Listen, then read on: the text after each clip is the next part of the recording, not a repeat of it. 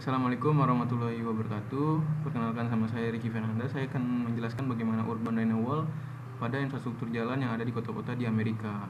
Ini adalah perkembangan jalan yang ada di Boston. Bisa ditengok lebih tertata dan lebih indah dipandangnya. Kenapa jalan besar di Amerika selalu berkembang atau bertambah? Karena itu salah satunya adalah berkembangnya kendaraan-kendaraan bermobil dan padatnya kendaraan bermobil yang ada di sana, sehingga menyebabkan salah satunya adalah yang dampak buruk bagi lingkungan, yaitu polusi.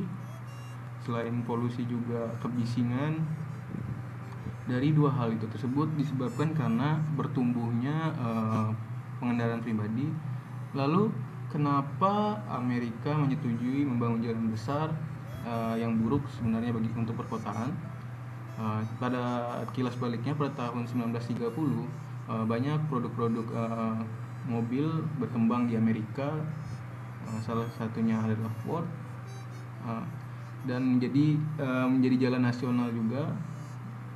Namun setelah sudah menjadi infrastruktur ini, jalan yang dibangun ini sangatlah baik. Kenapa? Karena lebih tertata, kedua lebih mobilitas, lebih aksesnya lebih mudah, dan jalan-jalannya pun karena jalan besar sehingga menunjang perdagangan dan industri yang ada di kota-kota yang ada di Amerika. Selain itu pula, pada tahun 1956 Bapak Penaksi untuk federal untuk menjalankan jalan besarnya tersebut, yaitu yang ada di beberapa kota. Salah satunya adalah di kota seperti Detroit, New York, kemudian Washington DC, San Francisco, Philadelphia, Miami, Atlanta, Chicago, Des Moines, dan Cleveland, dan yang lainnya juga. Kenapa berkembang? Menurut Charles Erwin Wilson itu dijelaskan bahwa pertama, bertumbuhnya kendaraan atau berkembangnya ilmu pengetahuan. Jadi pada kendaraan bermotor juga semakin berkembang, menyebabkan jalan-jalan harus menyesuaikan dengan kebutuhan kendaraan bermotor.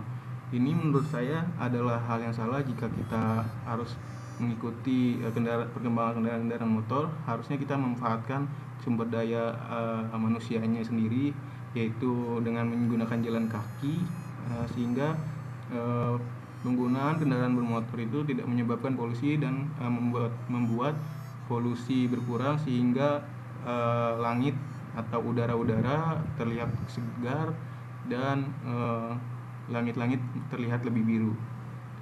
Namun jika kita tengok lagi, banyaknya urban renewal yang terjadi atau redevelopment yang terjadi. Banyak jalan-jalan dihancurkan, jalan-jalan kecil dihancurkan, kemudian jembatan dihancurkan untuk dibuat jalan baru. Itu karena kebutuhan untuk membuat perubahan pada area tersebut, membuat untuk masa depan sebuah perdagangan yang ada di kota-kota di Amerika, maka dibuatlah jalan-jalan besar tersebut.